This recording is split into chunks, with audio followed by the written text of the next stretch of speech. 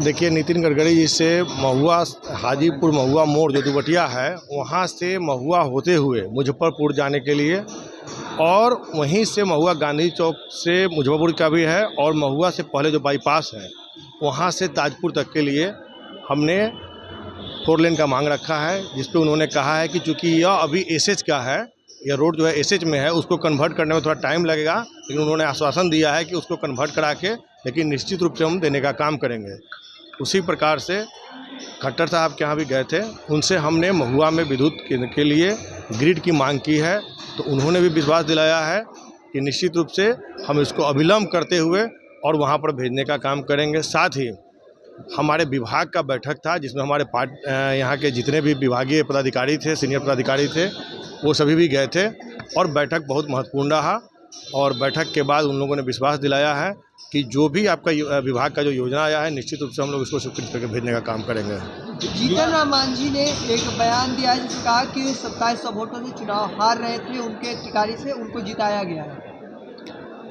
DM को phone करके उन्होंने चुनाव जीता। देखिए, अब हमारा यही कहना है कि उनका किस प्रारूप में उन्होंने कहा है, अब तो यही बता पाएंगे, वो गार्जियन स्वरूप है, उनकी बातों को हम कुछ बोल नहीं सकते हैं, क्योंकि अब उन्होंने किस परिप्रेक्ष्य में ये बात बोला है ये मुझे जानकारी नहीं है। अभी उन्होंने ट्वीट किया है कि उनके वीडियो के साथ छेड़छाड़ किया गया है।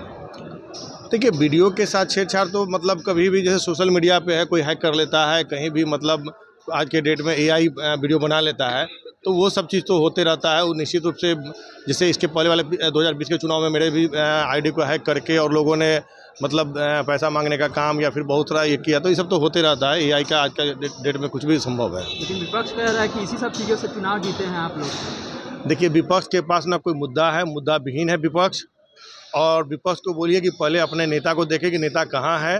बिहार में जब विपक्ष की बात रखने वाले उनके जब नेता ही यहाँ नहीं है, तो विपक्ष की बात करना ही बेकार है। क्योंकि आप देख रहे होंगे कि जब 5 दिन के सदन में उनके नेता नहीं रह सकते हैं, जो कि बिहार के लिए इतनी बड़ी उपलब्धि थी इस चुनाव की, और इतने मैंडेट के साथ एनडीए जीता था, और उसके बावजूद भी विपक्ष के नेता अगर चुनाव में गायब हैं चुनाव के बाद से, तो निश्चित रूप से ये बिहार के लिए और सदन के लिए सही नहीं है। लगातार जो है तूल पकड़ रहे हैं, लोग माफी मांगने के लिए कह रहे हैं मुख्यमंत्री।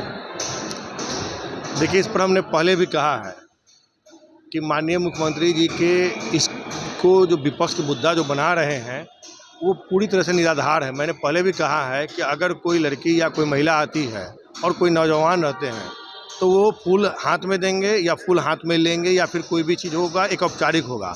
लेकिन कोई भी अगर बड़े बुजुर्ग जो गार्जियन है, अगर वहीं पे वो रहते हैं, तो निश्चित रूप से वो माला पहनाते भी हैं, आशीर्वाद भी देते हैं, पीठ भी थपथपाते हैं। तो उनका मकसद यही था कि मेरी बेटी है, भतीजी है या जो भी है, तो उन्होंने मतलब ऐसा कोई अभद्र व्यवहार नहीं किया है जिसको कि इतने बड़ी मुद्दा बनाया जाए। और मुझे नहीं लगता है कि इन सब बातों को तूल देने का कहीं कोई आवश्यकता है।